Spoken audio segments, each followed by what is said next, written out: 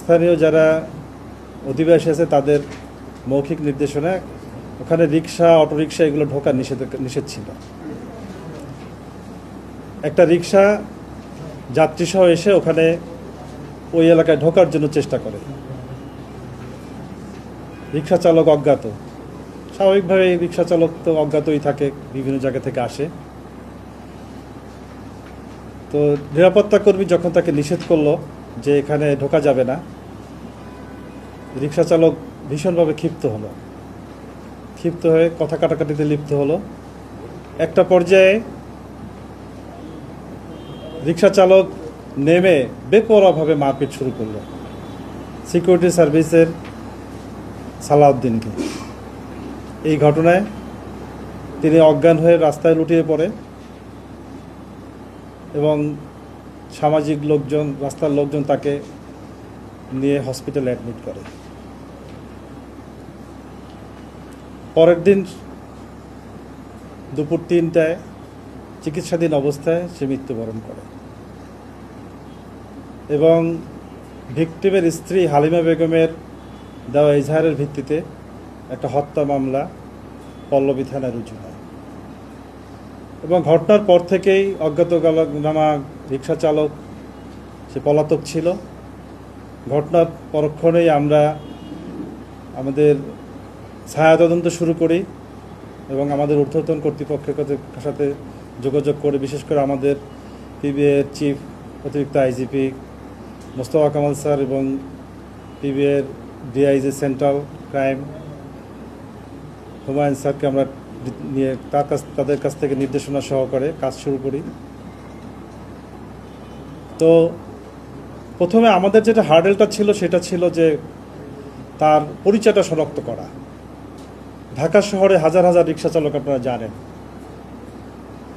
আমরা স্থানীয় দিনের বেলার ঘটনা যেহেতু সাক্ষীদের সাক্ষ্য নেওয়ার চেষ্টা করি এবং সিসি ক্যামেরার ফুটেজ থেকে শুরু করে এবং গোয়েন্দা তথ্য সংগ্রহ করি বিভিন্নভাবে, এবং আমরা একদম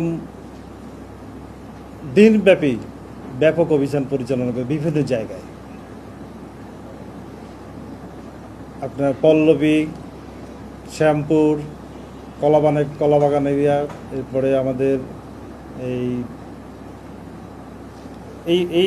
এই এলাকায় আমাদের ব্যাপক অভিযান পরিচালনা করি এবং একটা পর্যায়ে আমরা তার সিসি ক্যামেরার ফুটেজ সম্পর্কে কিছুটা ধারণা দিতে পারে লোকজন এবং এটা মেলানোর চেষ্টা করি বিভিন্নভাবে।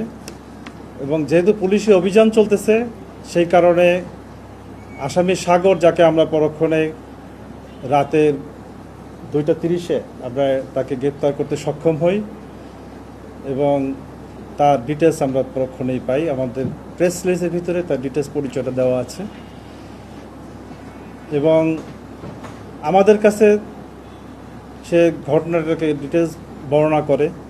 সে দুপুরবেলায় ক্ষিপ্ত ছিল, মন মেজাজ ভালো ছিল না ইত্যাদি বিভিন্ন কারণে সে অযাচিত ক্ষিপ্ত হয়ে সে মারপিট করে বলে স্বীকার করে। একটা পর্যায়ে আমরা তাকে কোর্টে উপস্থাপন করলে সে নিজেকে সম্পৃক্ত করে 164 যে তার স্বীকারোক্তিমূলক জবানবন্দি তিনি প্রদান করেন।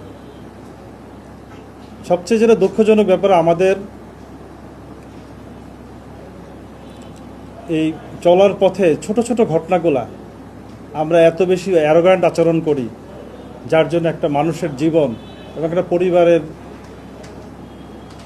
পারিবারিক জীবনে করাল গাছ বা কালো ছায়া নেমে আসে।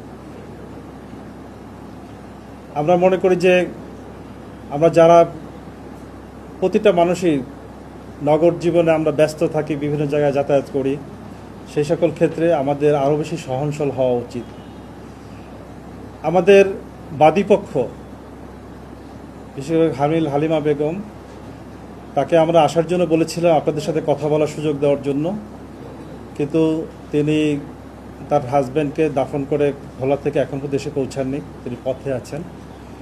আর আসামি সাগরকে গ্রেপ্তারের পরে তার দেখানোর মতো আমরা তার যে রিক্সাটা আমরা জব্দ করি।